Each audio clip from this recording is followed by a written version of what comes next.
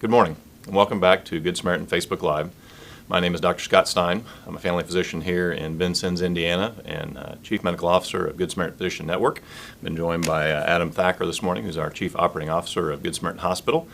We're going to be giving you an update this week on where we're at as far as COVID-19 and all of the things that have changed over the course of the past week or so, including Governor Holcomb's address, basically what the multi-phase plan is for opening things up, and a little update on where we are as our hospital continues to open services and expand what we're doing for our patients. First thing, just a basic update on where we're at as far as number of tests that have been performed, around 482 tests that have been performed. As you might have noticed, week by week by week, the number of tests seems to be accelerating, and the number of tests being performed has increased significantly, and that is certainly the plan, and part of Governor Holcomb's portion of his plan was to make sure that we could increase testing to keep our finger on the pulse of what was going on with the state of the virus in our community. Still only 22 positive tests, and the county lists this as 21 right now within our county, which is a very low number. We've talked a bit in the past as far as the positivity rate, and that has actually dropped by about 1%. We've been 6 down to 5 over the course of the past week or so. And the other nice thing to note, too, is that positivity rate, when we look at the state, has decreased as well. We know we've been fairly protected, and many of the smaller communities have been protected in terms of the amount of virus and the amount of cases in their local communities. But it seems as though the other beneficial thing is we're seeing that that's dropping statewide as well. And that's really important because as we talk through the phased plan in terms of opening things up, we know that people are going to be traveling from here to population centers and places where there's a higher concentration of cases. And we like to see that that number is not just going down for us, but it's going down statewide as well. Adam, you want to talk a little bit about kind of where we're at as far as the plan is concerned? And Yeah, so today is a big day in Governor Holcomb's plan, as this is, we'll call it Stage 2, Part 2. Personal services open up with appointment only, so your hair salon, those types of services are allowed to be open on an appointment basis. We also see restaurants opening at 50% capacity for inside seating. Some state government branches have employees returning and are opening to the public, and keep in mind all of these things are on a as needed or as desired by the business basis. Every business owner has their latitude to open or not open based off of their comfort level and their PPE, personal protective equipment, and all of the preparation around that. But we are seeing those things open, and what's good is since the Back on Track plan has been rolled out, we haven't had any pauses or had to go back. A lot of that ties into the data that Dr. Stine mentioned with the positivity rate, the hospitalization rate. So just to add a little comment on the 2 additional cases, so going from 20 to 22, I know there's always a little angst with the reopening as to is this going to turn into that resurgence. The reopening equals the resurgence. Hospitalization is an important piece. So the 2 cases do not require hospitalization. They're recovering at home.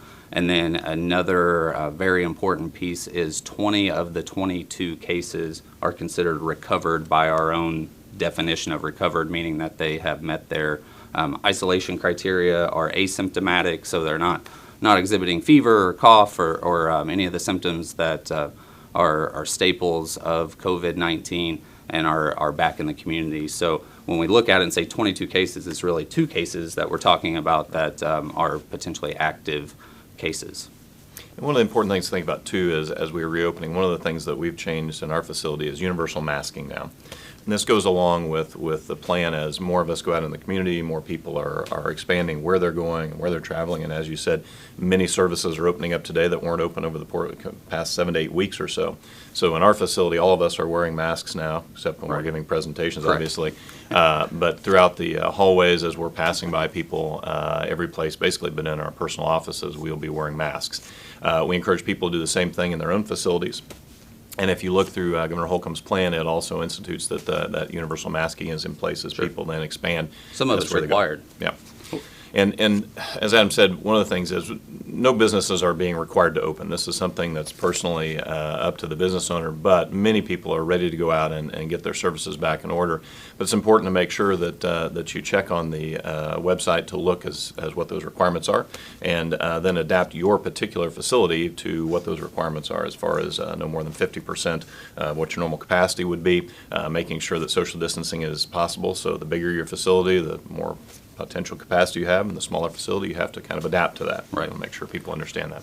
And not to be lost is the hand hygiene, sanitation, hand gel, washing your hands. That was a infection prevention staple before COVID, and social distancing, shelter in place became the new norm for many weeks. But good hand hygiene still remains at the top of the list for how to prevent the spread of any infectious virus as we look at that. And with the universal masking, that really ties into something I believe we talked about last week, is as we're reopening, there may be some new restrictions that you look at and say, well, why now? We weren't doing this for the last 6 weeks, and now we're reopening, so why are we doing it? And that's the exact reason why that is in place now. As more traffic comes into businesses, as there's more traffic in our own hospital, we're taking some additional steps to make sure that our patients, our employees, visitors are safe, and that's why our visitation restrictions have not changed, and that's why we're moving to the universal masking, just to support that reopening as best we can. And obviously, services have opened up quite a bit here, and we've had a few changes with that. Our surgery services has opened up completely now in terms of the availability of scheduling for anesthesia, so forth. We're maintaining those same restrictions that we had before as far as how we separate the patients and the operating rooms and so forth. But all those services are increasing as well. One of the things that happened over the course of the past few days or so was our respiratory clinic has been combined back in with convenient care. You want to talk a little bit about where that facility is and how that changed over the past 3 days? Sure. So our convenient care out in the Willow Plaza, 7 weeks ago, became the respiratory clinic, as moving to a cohorted model was best practice, and all respiratory patients being able to go to one location, having the drive-through style that many patients were able to use. And as we saw the low risk of transmission, as we really monitored the data for their cases here in the county and the region that we care for, we're able to make the decision that it was a safe time to move back to our convenient care model. So the convenient care sees acute, non-emergent, same-day appointments 7 days a week. The hours have not changed from convenient care to respiratory, now back to convenient care. We still have our team out there from 9 to 7, Monday through Friday, and then 11 to 5 on the weekends. It's no longer the drive-through, though. You will come inside to be seen. Respiratory patients can still, if you have respiratory illness, still go out there, call ahead, and we're not utilizing the waiting room, though. We'll bring you straight into a room, just again, one of those new norm steps to decreasing transmission. And then we also have the testing site that the state has stood up through OptumServe at the National Guard Armory, that respiratory patients can be tested there as well by going through the online portal and filling out that information. But our convenient care transition back this week, and we'll continue to monitor that. And that's one of those things that if we see a big need for respiratory patients in an isolated practice setting, then we'll move back to that being designated for respiratory. But right now we feel, based off the number of patients, which was hovering in the 15 range a day for respiratory illness, that we're able to see respiratory illness as well as other acute non-emergent needs in the same location in a split side of the building, safe way. As of today, all of our services are open back up. So healthcare services, to meet the need of our region, are open back up. And definitely have to put in my plug of do not put off your healthcare needs. If you have emergency needs, emergency room. If you have acute needs, your primary care physicians have same-day appointments. Our convenient care has same-day appointments. Specialty needs that you had either been suspended or had put those off. All of those can have a long-lasting effect if we put them off for too long. And certainly we're here day in and day out to meet your healthcare needs. And a couple things that haven't changed. The triage line is still up and functioning. Some patients are still very concerned and don't want to come in unless they absolutely have to. So a couple of things that have been instituted that will continue is the triage line, and then also our virtual visits that we've been doing. So we've found really a lot more functionality out of virtual visits, I think, than any of us in the medical world could have imagined, and I think the patients have been pleased with that as well. So those visits continue. We have a large volume of people that are accessing us through virtual measures, through their phones, through their computers, and also just with regular telephone calls. And so it's important to realize that all that is still going on. So if you have some concerns and are worried about coming in to be seen, we would ask that you start out with a phone call to the triage line or a phone call to your primary care provider, and perhaps that visit can be established initially virtually. But again, as Adam said, it's very important that we get people to understand that a lot of folks have held off on their healthcare needs over the past several months, and we've seen some very sick people coming in that have absolutely nothing to do with COVID-19 or coronavirus, that have needed services, and we want to make sure that people get in to be seen in a timely manner. The state testing side being up and running is increasing the volume of tests that are being performed, and I think the first sampling also that we spoke of last week of the Indiana University program has started as well. And the exciting thing about that is that's going to be the first sampling of data that we get that is being performed on patients that may have been symptomatic, may have not been symptomatic, randomly throughout the community. And I think all of us in the medical field are very excited to see if that positivity rate is going to be higher than what we anticipated, if it's what we think it has been, which truly has been relatively low in our community. But that's going to give us our next most interesting data looking forward to what the fall is going to be and what the winter is going to be in terms of our herd immunity within the community. And then also as we look forward to potential vaccinations and so forth, what the impact is going to be. Because we know as we reopen now, there's probably going to be a slight increase or rise based on how common the virus was in your community. So likely a smaller rise here and probably a little higher rise up in the population centers.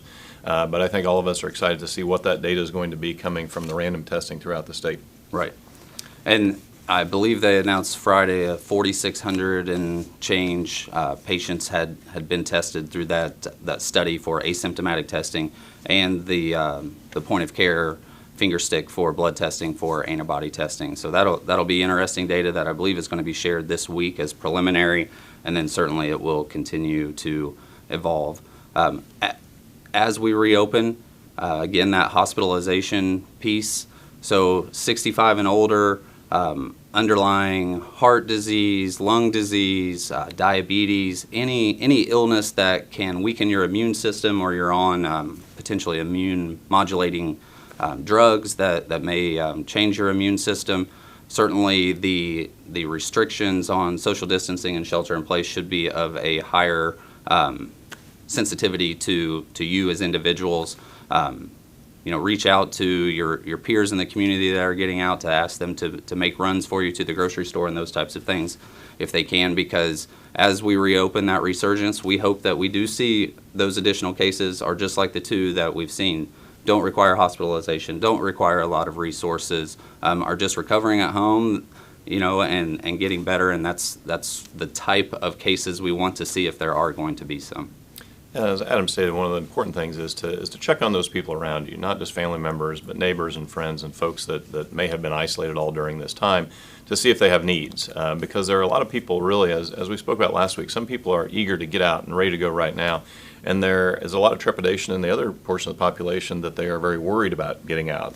To know that now that we're all being released into the wild and we're going back and thankfully getting our hair cut and re-entering society in a normal manner, that there's going to be this big resurgence. And I think it's important for all of us to keep in mind that even though that we're probably going to see a little bit of that, it's going to be very low and there's going to be very few cases. And as Adam said, we've been very fortunate in our community. If we look back over the course of the 22 cases that have been tested or the 21 that's been in the county, very few of those have been hospitalized. And almost all of them, Dr. Stewart has been following at home.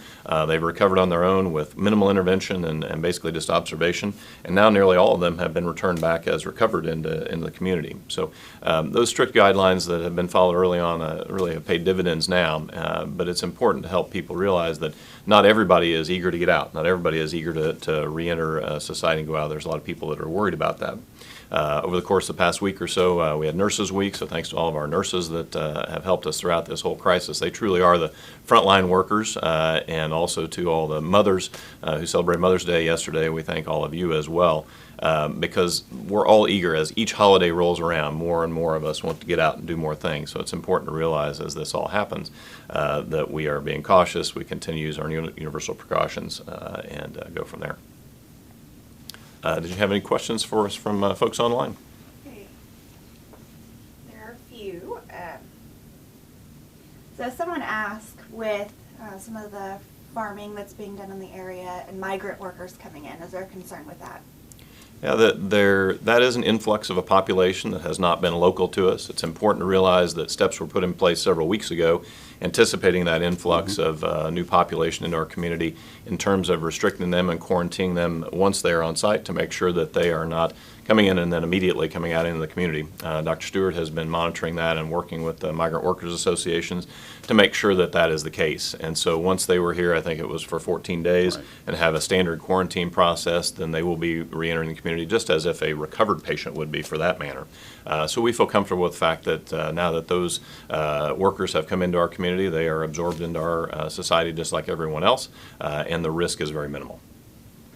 Okay, Adam, moving forward about visitor restrictions, someone specifically asked about can a family member go into the ER now with a patient? So actually today we are having our visitor meeting, looking at what the current restrictions are, looking at our region and where our timeline, kind of the similar phases as Back on Track that will move along in certain elements. Really looking at May 24th before we change any of our visitor restrictions at this point. Again, with reopening, we just want to be really protective in that healthcare setting, that we're not introducing risk, certainly of somebody that may be asymptomatic. Specific to the ER, just to answer the question, if you have a loved one or a friend that you're caring for coming to the ER and they are incapacitated in some way and are unable to make their own decisions, then somebody would need to accompany them and be able to be a decision maker and give input and communicate. But if they are coming in able to communicate their own healthcare desires with our team, then the visitor restrictions remain in place. And a lot of that has to do with, we want to make sure that people feel comfortable that this facility is one of the safest places that they can be. Absolutely. We don't want people to be worried about coming to the hospital and potentially acquiring something. And so, as with anything in terms of hospital-acquired infections, we are always focused on the fact that we want to make sure that we are limiting that in any way that we can. The date that Adam mentioned, the May 24th date, is kind of the next big phase that opens up in terms of increased crowd sizes, group gatherings, and then opening of gyms and other things like that. So currently that's what we're working towards, and I think with the meetings that are going to be going on over the next few days or so, we'll come up with a little bit more specifics of that and be able to tell you a bit more about that next week. And we are taking some guidance.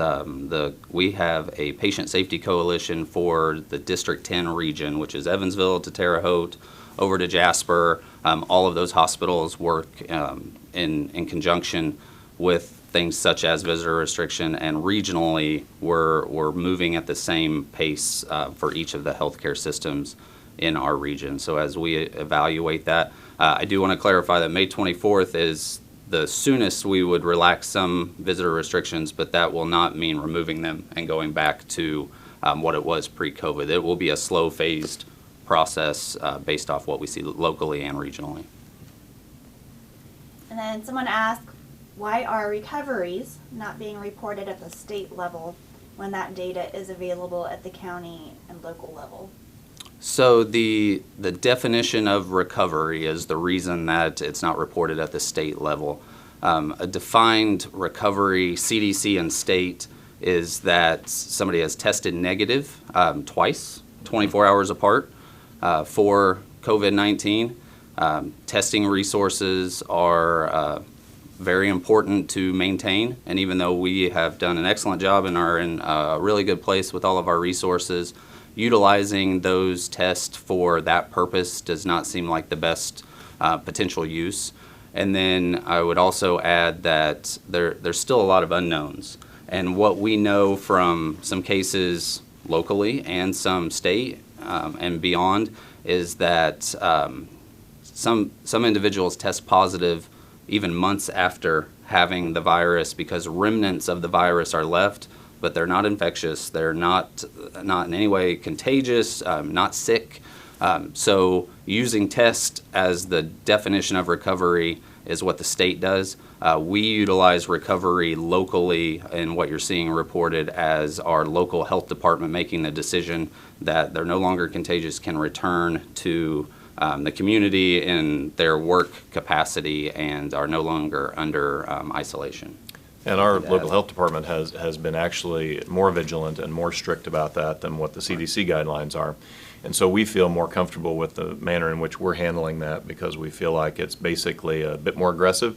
Some of the studies that were published overseas is what Adam's talking about, basically in terms of maybe the tests are not as helpful as what you would like to think. We would love a test that says yes or no, but unfortunately the manner in which the test is obtained and the accuracy of the test, and then of course if you're still shedding these viral particles, having that test be positive really doesn't help us in any way. So Dr. Stewart had set out very early on that it was going to be a 2-week period of time after resolution of symptoms, and I think that has kept our counts very low. And so we report that because it helps us to really keep a finger on the pulse of what the state of things is in our community.